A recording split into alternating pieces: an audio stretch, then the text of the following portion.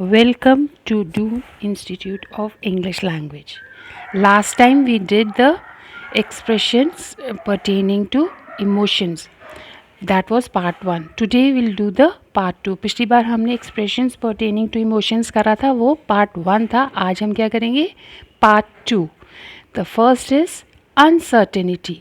Uncertainty कहते हैं जिसका हमें कुछ पता नहीं होता है कि कुछ भी हो जाए, तो उसको हम इंग्लिश में बोलेंगे uncertainty.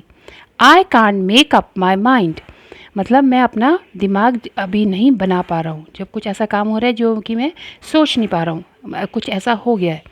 I am not sure, मैं उस चीज़ के बारे में मुझे कुछ पक्का नहीं पता.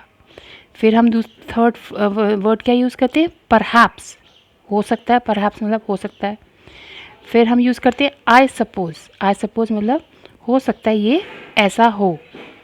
आई don't think so. I don't think so मतलब ऐसा नहीं हो सकता. फिर है if only I knew what to do. अगर मुझे पता होता कि मुझे क्या करना है तो मैं वैसा काम कर लेता. If I knew I would do that work quickly. मैंने वो काम जल्दी कर लेता अगर मेरे को पता होता कि वह ऐसा काम होगा. Oh I don't know. Oh I don't know का मतलब क्या हुआ कि मुझे नहीं पता. I have not a clue. मेरे पास ऐसा कोई क्लू मतलब कोई अंदेशा नहीं है कि वो ऐसा काम होगा. गॉड नोज, भगवान जानता है. आई थिंक सो, हो सकता है कि ऐसा हो. I think so this could happen. I think so मतलब ऐसा काम हो सकता है. मे बी मतलब हो सकता है. आई होप सो, इसका भी मतलब हुआ कि हो सकता है. सभी का वही विन है. अब है you got what you deserved. You got what you deserved का मतलब क्या हुआ? तुम्हें वो ही मिला जो तुम्हें मिलना चाहिए था. अब सेकेंड इज शॉक. शॉक मतलब जब हमें किसी चीज़ का दुख लगता है, that is a shock. Oh my God. Second is what. Third is oh no, मतलब ऐसा नहीं हो सकता था. आई डोंट बिलीव इट, मैं नहीं मान सकता कि मेरे साथ ऐसा होगा. आई डोंट बिलीव इट कि this could happen to me, कि ये मेरे साथ हो सकता था. How awful. ऑफुल मतलब बहुत गंदी सिचुएशन है जिसमें आपको फंस गया. What a terrible thing to happen, मतलब कितनी मुश्किल थी ये चीज़ हो गई. Good God. गुड गॉड मतलब भगवान को धन्यवाद दे रही हो कि हमारे साथ अच्छा, मतलब कुछ बुरा होने से बच गए, काम ज़्यादा मुश्किल नहीं था.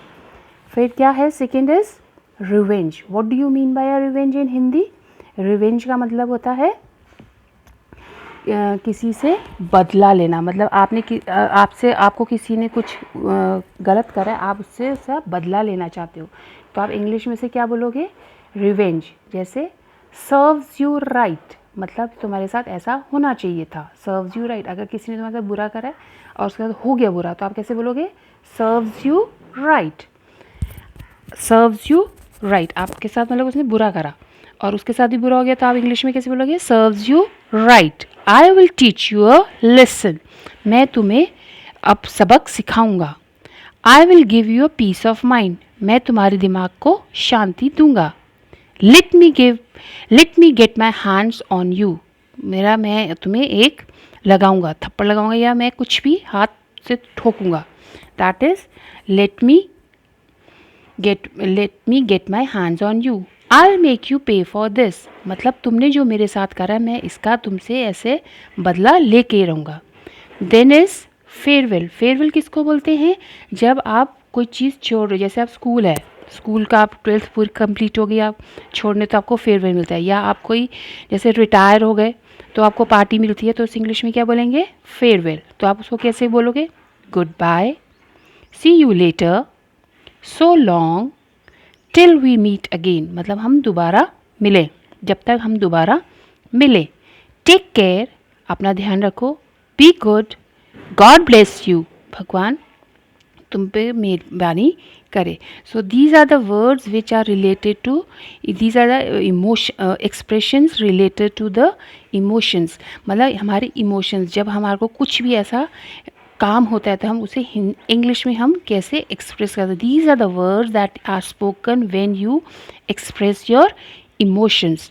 And you can go through this. If you have any problem, you can ask me in a comment box and I'll answer you. Please, if you liked my video, please like, share and subscribe among your friends. I'll meet you in the next. Goodbye. Bye bye. See you.